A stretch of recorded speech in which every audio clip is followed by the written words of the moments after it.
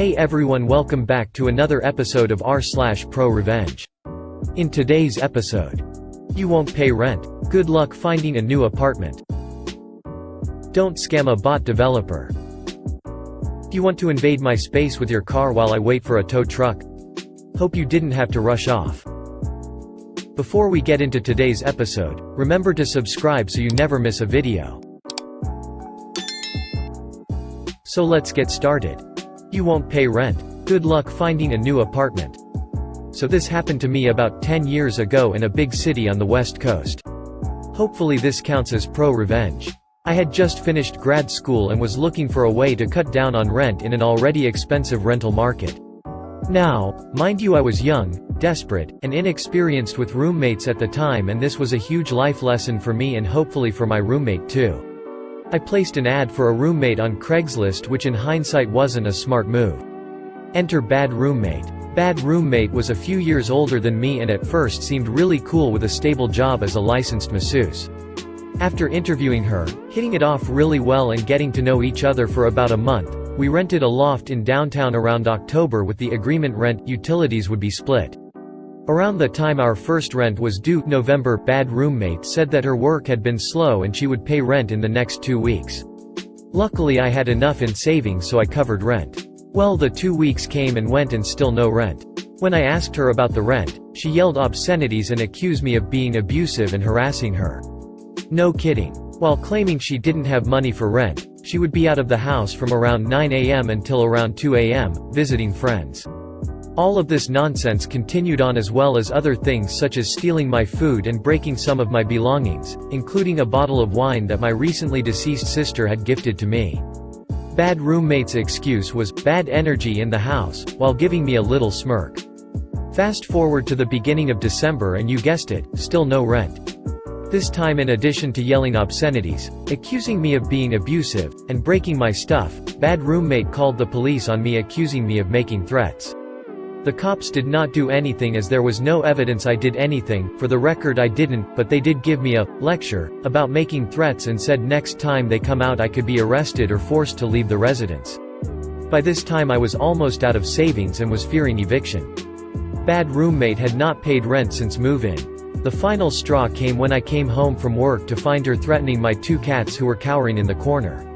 I almost lost it, but due to what happened before with the police I didn't want to poke the fire. This is when I remembered the officer saying I could be forced to leave the residence, and a light bulb went off in my head. Now the revenge part. I called my best friend whose father, best friend's dad, attorney, was an attorney. After a phone consultation with him, he told me to pay up the rent and utilities through December and then simply surrender my key, garage remote, etc. with a signed note saying that I surrender possession of the property with a specified date. I snapped a photo of this note and left it with the secretary in the management office. I then proceeded to sign a new lease with the last of my savings. 1 week before Christmas, while bad roommate was out, visiting friends, I packed up all of my belongings and left the house pretty much empty except for the little bit of belongings she had, a little bit of food in her bed. After about 2 days of angry voicemails, texts, and missed calls from bad roommate telling me what a horrible and irresponsible person I was to do this, boom, dead silence until April. In April I was served with a summons for breach of contract for abandoning the lease by the landlord. I contacted the attorney, aka best friend's dad, and filed a response to the court with a hearing date set in late May. I showed up to the hearing with my friend's dad, attorney, and his 2, I'm guessing they were assistants. Bad roommate was also there looking smug, think wine bottle incident smirk. Next thing I know, the other attorney announces they are dismissing me from the lawsuit since I surrendered possession of the property, but they were not dismissing it against bad roommate. Bad roommate's face went gaunt, the smirk disappeared, and it was priceless. After some back and forth with her almost getting held in contempt of court for outbursts, the judge ruled against my roommate with full judgment awarded to the landlord. The first cherry on top? Best friend's dad represented me pro bono. The final cherry on top? I came to find out a month later via an angry voicemail from bad roommate that after being kicked out of a friend's house while couch surfing, her credit was trashed, she had an eviction on her record, and subsequently could not get another apartment, and that again I was a horrible, irresponsible person. I never heard from her again afterwards, but she was on the news a few months later, mugshot and all, for trashing a Convenience store. Last I heard she moved to Las Vegas. In the end my credit did take a small hit. Even though the suit was dismissed, the debt was put into collections and reported to the credit bureau. For the next 4 years I tried unsuccessfully to have it removed. At the 4-year anniversary of the lawsuit, I petitioned the credit bureau under the advice of my friend's dad, attorney, to clear my record as the statute for filing suit had expired at the 4-year mark. Failure to comply with the request would result in a lawsuit against the credit bureau for slander of credit. To be honest, I just followed his instructions, not knowing what I was even talking about. A couple days later I received a call that my record had been cleared. Long story, but in the end it was worth it to get back at an otherwise horrible person.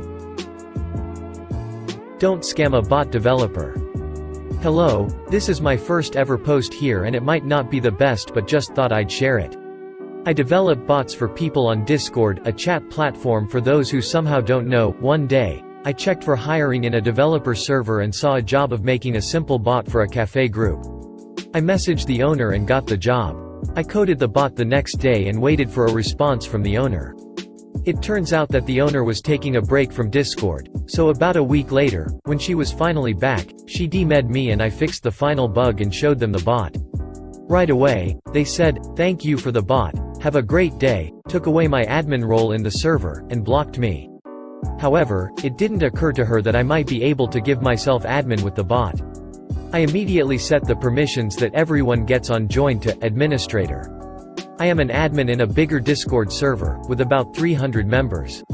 I mentioned everyone and told them to join this server, and of course, they notice they have admin. Within 10 minutes, the server is completely destroyed.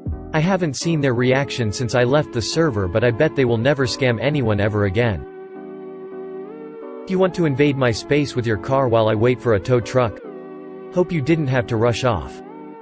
This happened this afternoon. Today was balls hot, and between my car's AC not working and my body's habit of sweating puddles in anything over 70 degrees, my mood was already a bit thin. I was picking up some items from Home Depot and parked halfway in a quarter-full parking lot, plenty of open spaces around. I haven't gone to the store much in the past few months, so while I was trying to remember the PPE order of operations, I absent-mindedly let my keys slip from my lap to the cup holder. I'm all kitted up and go get my stuff from the lockers and head back to the car. I start patting my pockets and feel that little ball of fear rolling around the pit of my stomach. I started walking faster, and as I get to my car I see my keys in the cup holder. I'm standing there staring through the window while sweating buckets from a 3-minute walk, annoyed, but I contact roadside and get a truck dispatched quickly. As I am leaning against the front of my car, a van comes down the lane on the opposite row and pulls into the spot right in front of my car. As the driver starts pulling closer to my legs, I shout, "Hold it," and put my hand out. She stops the van about 1.5 feet from me and looks pissy. Like hitting me would have inconvenienced her plans for the day. I look around at the 9 other open spots all next to or behind her in the area and gesture towards them. She gestures at me and mouths, "Why?" I guess she was asking me why I'm just standing there, and despite it not being any of her damn business, say I'm locked out of my car. She sits in her car for 5 minutes just adding to the heat around me while I dick around on my phone. Eventually she gets out, scowls at me and goes inside.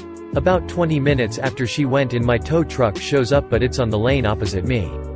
I was feeling a bit petty, so I stopped the guy right behind the van, not thinking anything would come of it. Well, right as he goes to get the tools, van lady comes out of the store. She was lividly muttering to herself as she gets in her car and turns it on. I explain the basics of the situation and he looks around at all the other still open spots in sheer confusion when a shit-eating grin comes across his face.